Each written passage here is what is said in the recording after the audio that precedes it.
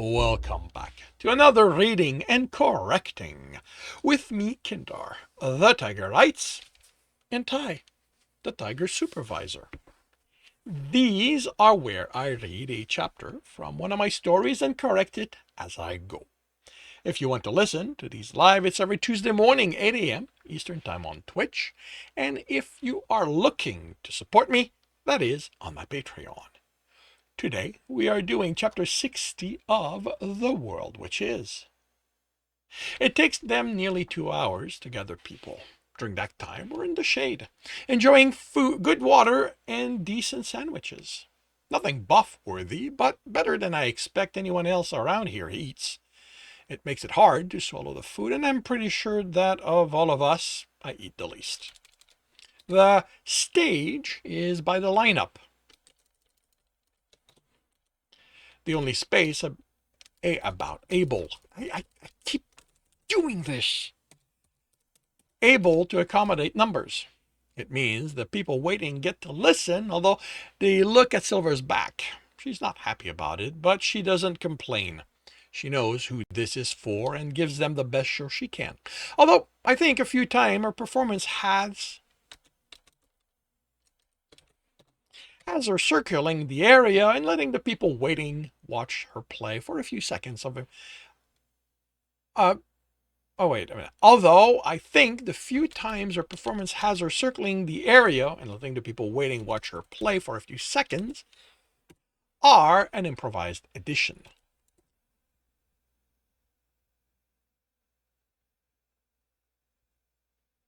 Okay, that's not where the...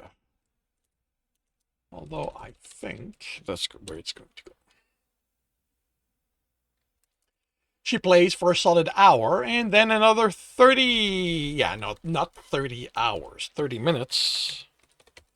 As she's asked, demanded, encores. Then she gives the final bow and politely refuses to play again. Brandon's ready to intervene, but the organizer takes it with a laugh, then arranges for an escort to take us through the tunnel. Brandon is, again, not happy. He mutters about how they're going to force her to play for anyone who asks, and they're going to spend the entire night in there, if not having to fight them off, so they don't kidnap Silver and chain her up to perform at their whims. I want to call him out on how distrustful he is, but there were people chained up in that market. I have to take this as warning that Detroit isn't a good place seriously. But in this case, this is going to go here. But in this case, the distrust is misplaced. When one of the workers demands a song, it's their escort that shuts them down, reminding them they are under contract to work and not be entertained. I don't see chains, but the way that's said leaves a little doubt to the meaning. It might be better than what they could expect, not working for the guild, but it's still slavery. I've heard stories from Grandpa Lewis and Base, as well as other old folks about before system times and the things they witness in the early days. I agree with them that it's wrong to force anyone into a situation they can't get out of or take advantage of the situation they're in to get them to agree to it. But what am I supposed to do about it? Sure, I want to help them somehow, but how am I supposed to go about it? I'm not a politician. I barely have any social skill beyond what I gained living among other people. Being a guard doesn't need me to be charismatic, just effective. Are there any spots they're repairing? Are any of the spots they're repairing caused by what dug the tunnel under that side of Detroit? I ask so I don't have to think about the workers' situation. Nah, one of the escort replies. She's not the biggest of them, but I definitely don't want to take her on in a fight. Those things don't like to get wet, or that's the theory anyway. That's all wear from decades of being up. I don't know how they dealt with it before the system, but now, by the time one section's repaired, we have another about to crumble away. At least we can see the level of wear, the man next to her says. So we know what to prioritize. It's constant work, but we manage, the third of the 4 people escorting us says. Have you considered using better material? Ellen asks. The woman snorts. You tell us what what's better than old reliable concrete. And we'll switch to it. That we can, if. Tell us what's better than old concrete. You know what, that doesn't belong there.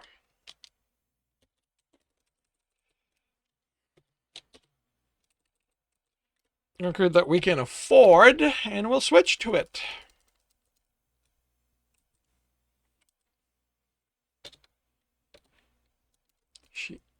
She adds, as Ellen opens her mouth, none of that magical stuff wizard's peddle. She doesn't comment, and the rest of the walk continues mostly in silence, broken by our escort telling workers to get back to work when they approach. When we exit on the other side, there's barely any light left. We find a room in the first inn we stop at, and we have to pay far too much for it. We all agree on that. We also agree we aren't traveling at night, so we don't have a choice to pay what a place like this thinks they can get away with. Silver doesn't offer to provide entertainment in exchange for a reduced rate, and it's gotta be because she's tired of playing. She could easily wipe the floor against the two bards currently playing at each end of the room. We agree to take in watch, and I sleep through mine. Considering Brandon doesn't complain, I expect I'm not the only one. I don't gain a buff, but at least yesterday's debuff is gone. We don't pay the rip-off prices they want for the food, since I have plenty of jerky for everyone. And, according to Brandon, the club is less than an hour away. I tighten the hood before Brandon tells me from the eyes I feel on me the moment we step outside the inn. You know what? I've tightened the hood before Brandon told me, because he would not wait until outside the inn.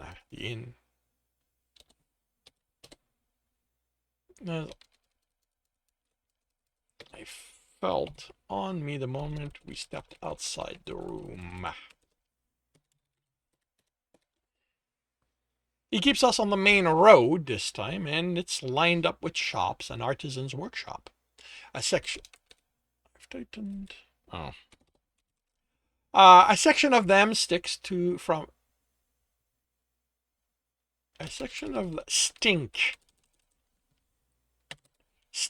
from the leather workers lining it. Another is hot from the forges. There's an explosion on the other side of the road from what looks like an alchemical shop. From the burn marks around the door and on the buildings around it, that's a common enough occurrence. Between groups of similar shops and in groups of their own, we walk by all sort of shops. But Brandon warns us not to venture into them. Shop in Detroit don't just sell stuff, they buy them too. And sometimes they just take. And that includes people.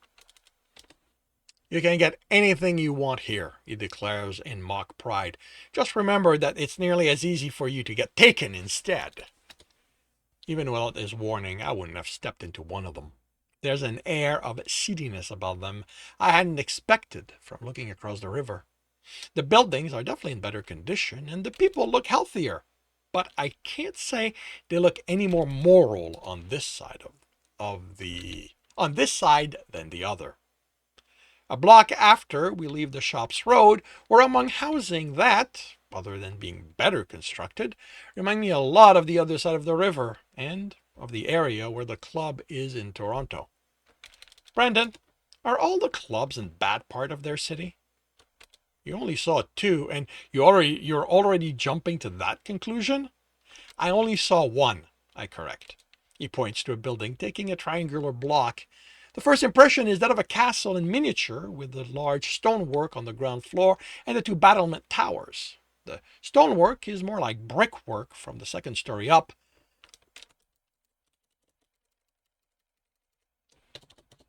And where the windows used to be, they've been bricked over.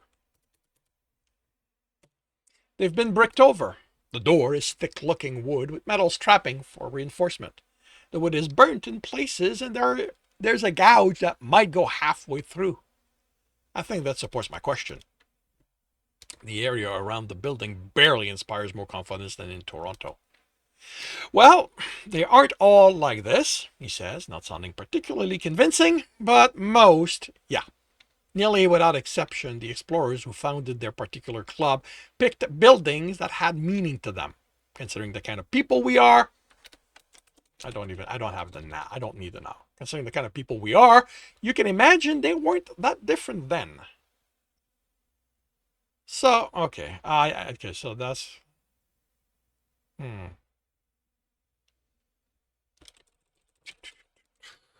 weren't that...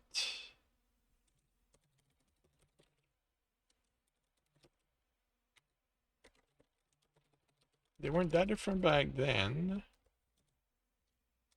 So, you can imagine they weren't... Oh, yeah.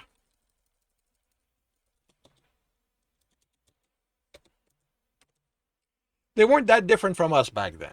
No, they went for old buildings with a lot of history. The kind of places that would inspire others to want to go out and explore this changed world.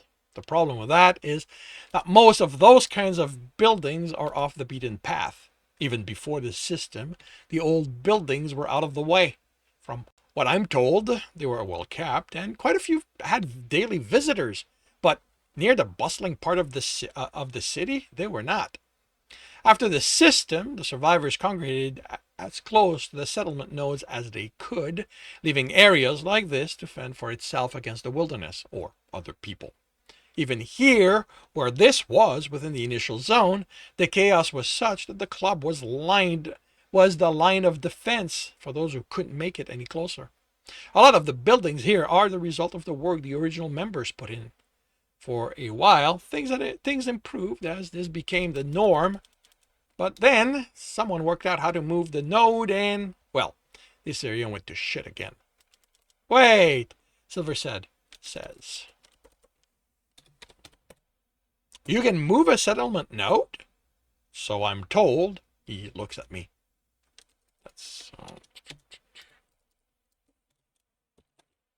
I don't think base qualifies. Once he separated the settlement part of his node to be its own thing, it was put into the mayoral building and hasn't moved since. What I've been told, he continues, is that Detroit used to be centered not far from the tunnel. Now, it's somewhere north of here in the good part of the city. Anything we should know about this place? Ellen asks as Brandon grabs both wrought metal handles. You and Silver are guests. I'm confident Silver will be respectful of everyone here, but sis, do remember there are things in place to deal with people who cause trouble. So keep your opinions to yourself. He pulls on the doors, plural, and I follow him in, ignoring Ellen's glaring at the back of his head. We step into a large room that reminds me of the one in Toronto, only because there's a counter on the right, where a man behind it smiles as he looks our way, and there are chairs and tables spread about. Other than that, nothing makes me feel welcome. Certainly not the way the dozen men and women of more species than I've ever seen in one place look at us. Well, the man behind the bar rests an elbow on the counter, his chin in his hand. If it isn't my favorite explorer, somehow still alive. He's thin, and when he straightens, there's a grace to his movement that makes me think he's a dancer. But in a place like this? Malcolm! Brendan greets the man as he approaches the bar. It's good to see you again. The smile Malcolm gives him is wry. Brandon waits in silence for a few seconds. Are you really going to make me lean over? Oh? And exactly what makes you think I'm not going to deck you if you try? Brandon frowns, and he seems actually puzzled by the reaction. Malcolm stares. Really? I'm sorry. It's been 4 years. Yes, 4 years since... Please tell me you didn't expect... Ellen goes silence at the glacial look Malcolm gives her. His smile seems genuine afterwards. Thank you. He looks at Brandon expectantly. Malcolm, how about I say I'm sorry and really mean it? I don't know what I did to piss you off. Oh, honey, you didn't piss me off. We'd be taking this outside if you had, and I would hand you that so lovely ass of yours. What you did is disappoint me, Brendan. Look, I really am sorry. Whatever I did, I promise, don't. We both know what your promises are worth. Brendan looks more reproachful. I don't think this is the right word. I want to say sorrier, but I don't like the word. Brendan looks more reproachful than I've ever seen him. I didn't think he was capable of feeling sorry for anything to that level. If not for the fact Ellen's still silent, I'd try to smooth things over. Malcolm sighs. You really don't remember, do you? I'm sorry, I don't. The blood moon? The jasmines on the wind? Fuck the dinner! Brendan's smile is filled with sadness. I waited until the moon set. I am so sorry, Mal. I got words that the cutthroat had. He glances at Ellen, then looks at Malcolm again. You know them. It wasn't going to be more than an hour to kick their asses and get them to hand it over. But by the time I got there, someone else had already wiped the floor with them and taken it, and I couldn't lose my chance to get it back. Did you get it? Brendan shakes his head. I lost their trail within the Cincinnati ruin. Best I can figure, they used aether travel. Malcolm places a hand on Brendan. I am sorry, hon. I know what it means to you. He raises Brendan's chin, then kisses him. Before you get any idea, this isn't me forgiving you, but I get it. He steps back and is all smile. Now, who are these odd people who can somehow stand being around you for however long it took for all of you to get here? I lower my hood. Shouldn't you already know me? He beams and crosses his arm on the counter. Dear, the moment you stepped in, I was notified of who you are. But I am not missing the chance to get dear dead. Yeah, it's not dead yet. Dear Brendan, to introduce me to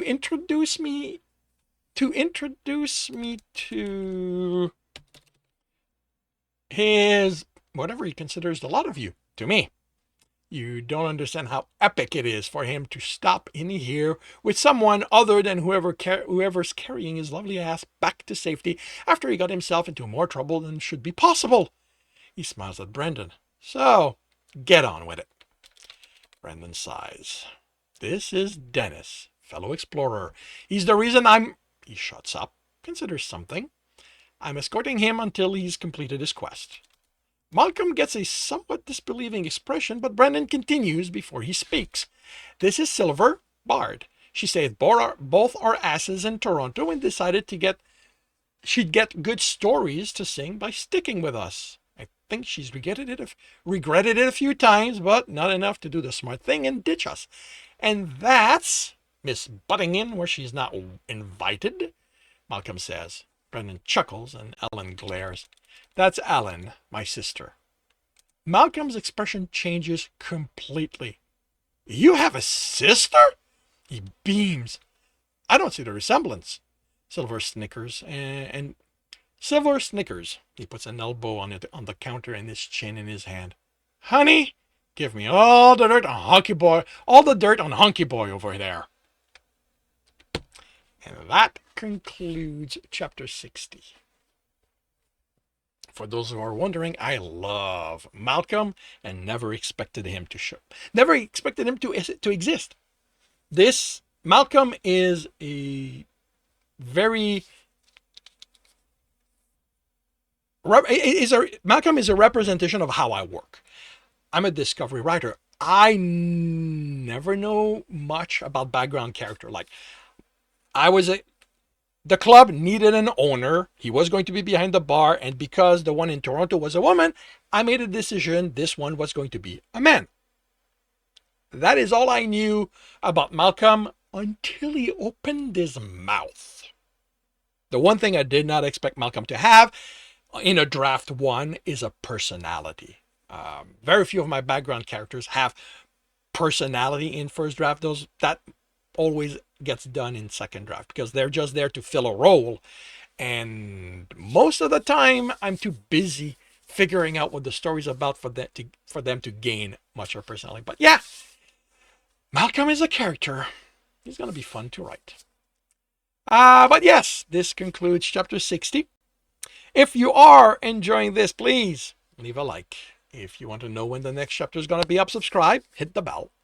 If you want to read the story, it is up for free on Royal Road.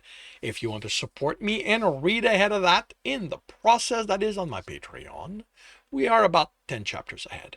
And if you are looking to listen to these live, it's every Tuesday morning, 8 a.m. Eastern Time on Twitch. The links are in the notes, and with that, I shall wish you a good day.